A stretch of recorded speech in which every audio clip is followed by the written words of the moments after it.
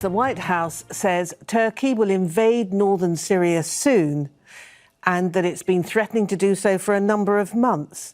Washington released a statement in which it said the United States armed forces will not support or be involved in the operation, and having defeated the ISIS territorial caliphate, will no longer be in the immediate area.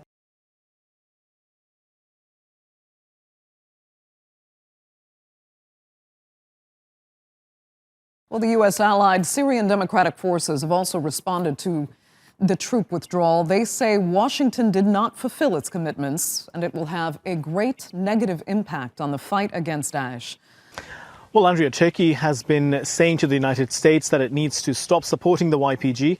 As far as the fight against Daesh is concerned, then Turkey has been saying that in the past, during the Operation Euphrates Shield, Turkey has proven that it has the capacity to clear the area of Daesh, and it has done that. So, according to Turkish officials, there's no reason for Washington to continue to support the YPG. But one of the concerns here in Turkey is that the US administration is divided. Turkish officials would tell you that there are those like President Trump who support, number one, pulling out US troops from Syria, and number two, stop supporting the YPG. But these Turkish officials would say that there are some in the US administration who want to maintain US presence on the ground in Syria.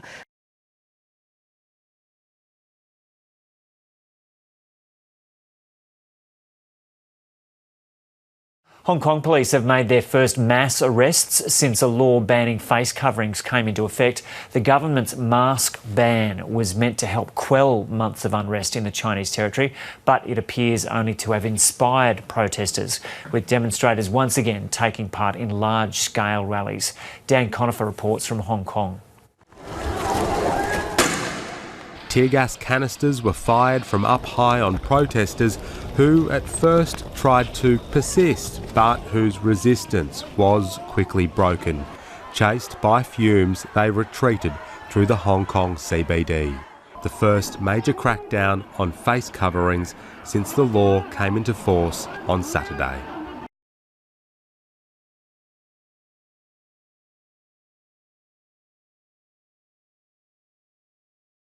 Oktoberfest celebrations turning into chaos when a transformer blew, sending a fireball into the sky. Hey, Wick, good morning. So you can see behind me, workers are trying to actually replace that transformer that exploded, sending fireballs shooting some 70 feet into the air during the Oktoberfest that was happening right here. Now, I spoke with these festival hall owners. They say they had to evacuate some 1,000 people, and that it was really the quick thinking of the restaurant owner that saved them.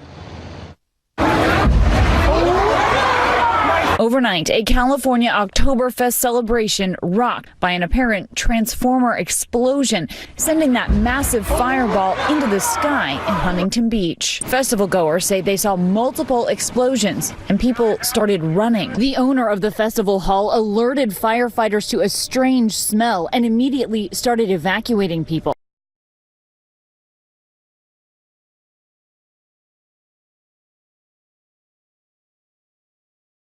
A key witness in the murder trial against now convicted former Dallas police officer Amber Guyger was shot and killed Friday night.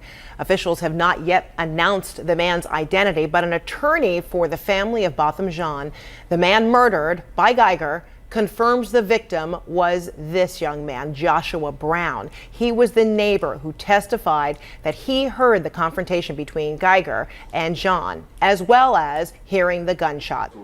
Before his murder on Friday, Joshua Brown made headlines as a key witness in the trial of Dallas officer Amber Guyger. So my apartment was right here. I could reach over. Both apartments probably like directly across from mine. Last week, Guyger was convicted of killing Botham Jean after walking into his apartment in 2018. She claimed to have mistaken his apartment for hers and thought he was an intruder. On the witness stand, 10 days before his own shooting death outside his home, Brown testified he heard the shots and saw Guyger outside his apartment.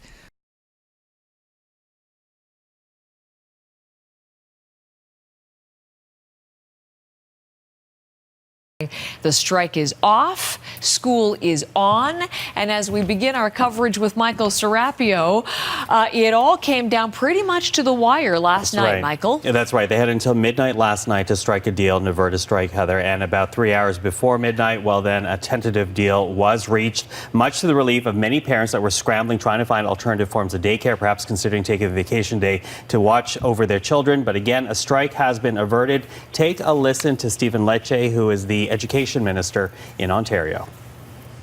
I'm pleased to confirm that agreement has been reached between the Crown, our government, CUPE, and the school board trustee associations that keep kids in class.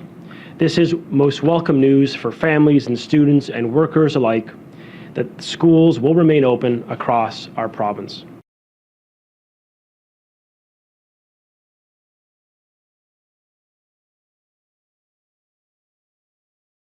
Now to the investigation that's underway into a possible security breach at Orlando International Airport. Authorities say a woman made it onto a plane, get this, without an ID or a boarding pass.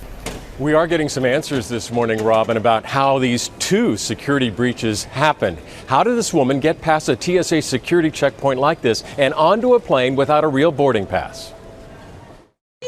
Now, I know the protocol of flight attendants. This is the woman caught on tape sneaking onto a Delta flight, apparently without a ticket. I have 15A. I have 15A. The chaos starting in Orlando when Jenny Clemens, boarding to head to Atlanta Saturday morning, finds the woman in her seat, and that woman refuses to move. And she just said, "I'm not moving." And she never broke her gaze from the back of the seat in front of her, even when all the authorities were speaking to her. When asked for her boarding pass and identification, authorities say the woman couldn't provide either. Who knows where I threw it? I just threw it out as soon as I got on the plane. I need a government insurance. Okay, well, I'm showing you a picture ID. Ma'am, that's not a government ID. That's oh, this is just as good. That woman was eventually escorted off the aircraft.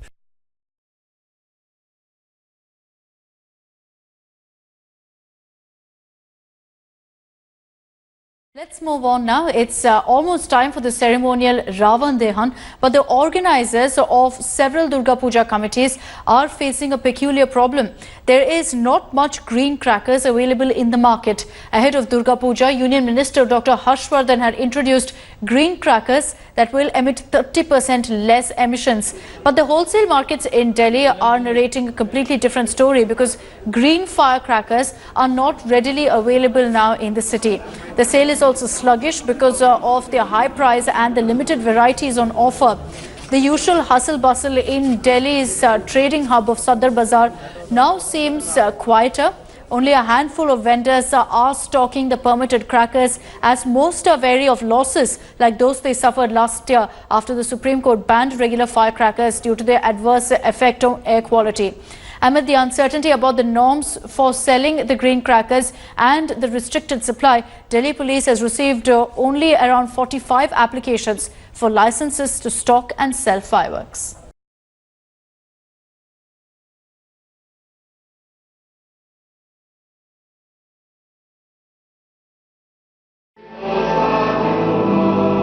The Vatican shows its green side at a gathering of bishops from around the world, focusing on climate change, preserving the Amazon and the plight of its indigenous people.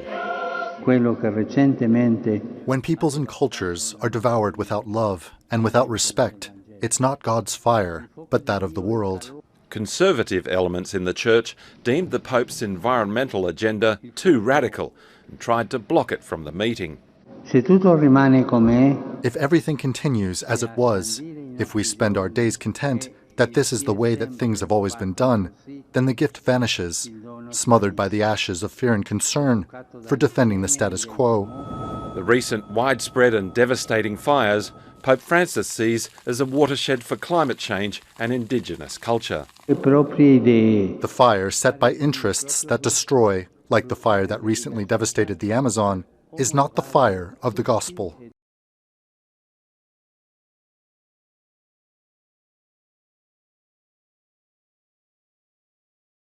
At 75, Muhammad is used to waking up early at 3 a.m. This time the old man headed to the mosque, then the nearest polling station, where he waited for hours.